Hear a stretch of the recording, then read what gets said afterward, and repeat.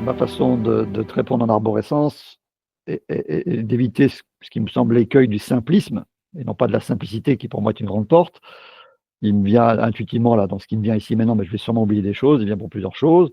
Si je vois qui j'étais, bah, ils souffrent parce qu'ils se sont perdus. Ils souffrent parce qu'ils ils trouvent pas le sens de sa vie à lui, de sa vie dans l'univers. Voilà, ils souffrent parce qu'ils disent: «Qu'est-ce que je fais ici? Pourquoi je suis là? Je trouve pas ma place, je trouve pas ma joie, je sais pas pourquoi je suis là». Donc déjà, c'est premier niveau de souffrance. Après, le chercheur spirituel, quand il veut avancer, il s'aperçoit souvent, c'est ce que je dis souvent dans ce que je raconte, quand il veut atteindre la paix, la joie, trouver sa place, enfin, quand il veut accéder à sa guidance spirituelle ou sa vérité intérieure, le chercheur spirituel ou la chercheuse s'aperçoit souvent il semblerait qu'il y a comme une grande barrière infranchissable, qui s'appelle le mental, et qu'on diabolise, en parlant d'ego, enfin voilà. Le mental, tout le monde en parle. L'ego, tout le monde en parle. C'est une montagne infranchissable, et dans l'idéal, il faudrait la dissoudre, la détruire complètement. Une fois que vous n'auriez plus de mental, vous seriez enfin en paix. Ben, c'est pas la manière de procéder de Stéphane Brissé, mais en tout cas, les gens souffrent parce qu'ils sont perdus, les gens souffrent parce que leur mental leur prend la tête. C'est pour ça que je me présente avec ou sans humour comme l'ex-champion du monde de la prise de tête, pour mettre les gens à l'aise. Rassurez-vous, j'étais aussi perdu que vous, et j'étais l'ex-champion du monde de la prise de tête. Donc, toutes vos prises de tête, les méandres de votre tête, je les connais par cœur. Et c'est vrai. Et pour ça que rien ne me fait peur. Tu peux m'amener la plus grande des objections, le nouveau champion du monde dans la prise de tête, ça ne me fait pas peur. Donc, il y a ça, c'est déjà pas mal. Se sentir perdu, pas sentir à sa place, avoir du mal à trouver sa joie. Je rencontre beaucoup de gens aussi qui sont en transition. Ça, c'est vrai que j'avais fait un ou deux textes là-dessus, des gens qui.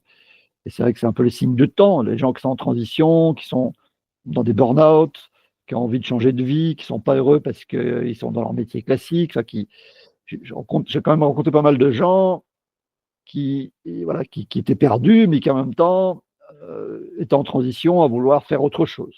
C'est vrai aussi. Et ça va d'ailleurs avec le reste, hein, avec tout ce que je viens de raconter, quoi.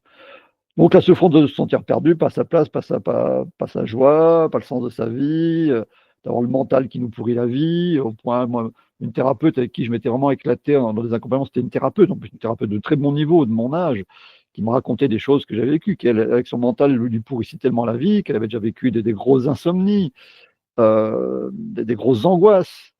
Et puis aussi, par exemple, pour les thérapeutes que j'ai pu accompagner, un des gros sujets, c'est ce que moi j'appelle la dictature de la congruence. Oui, moi, en tant que thérapeute, je dois être parfaite, je dois être parfait. Je dois appliquer tout ce que je raconte, je dois appliquer à la lettre tout ce que je transmets. Sinon, je n'ai pas le droit d'être ce que je suis. Bullshit, ça. Donc, ça, c'est mon point de vue, hein, bullshit. C'est la dictature de la congruence. Tu dois soi-disant être parfait pour monter sur scène. Ben non, quand tu montes sur scène, à l'image d'un artiste, est-ce que les plus grands artistes, les plus grands acteurs du monde sont forcément parfaits dans leur vie personnelle? Non. Ils montent sur scène, une fois qu'ils sont sur scène, ils déploient tout leur talent et on ne leur demande pas d'être parfaits en coulisses, quoi. Et bien pour un thérapeute, c'est la même chose. Et ça fait du bien à des thérapeutes.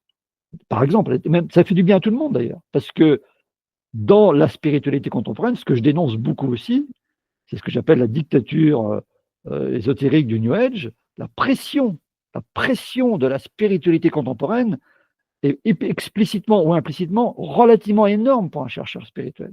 C'est la pression d'être parfait, la pression d'être éveillé. Alors, moi, j'ai fait 4 grandes sphères. La première grande sphère, c'était ce que j'appelle l'hyperdualité, avec la pression, la présence du diable, du malin, des entités négatives. Il faut s'en protéger, il faut faire attention.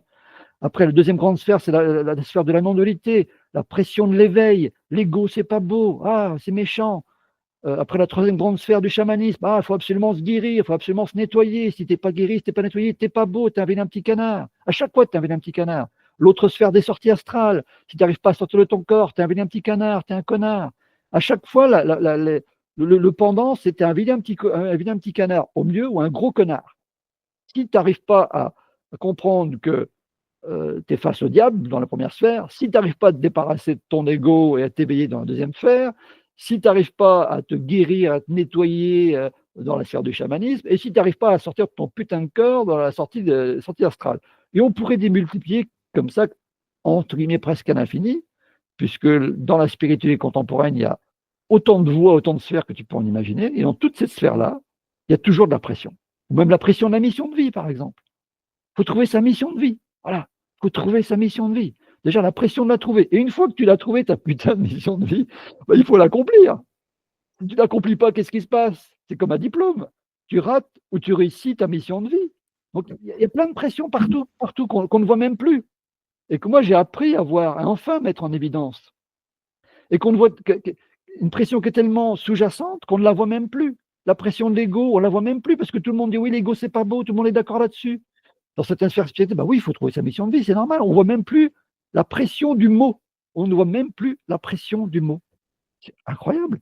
Donc moi, ce qui fait ma différence, c'est que justement, j'ai appris à prendre du recul et de la hauteur par rapport à tout ça. Je dis: «Eh les gars, vous voyez pas que vous êtes en train de nous faire pourrir, par cette pression? Vous voyez pas que vous êtes en train de vous faire vivre à vous-même un enfer simplement parce que, vous écoutez Pierre-Paul Jacques qui vous incite à être parfait à tel ou tel niveau?»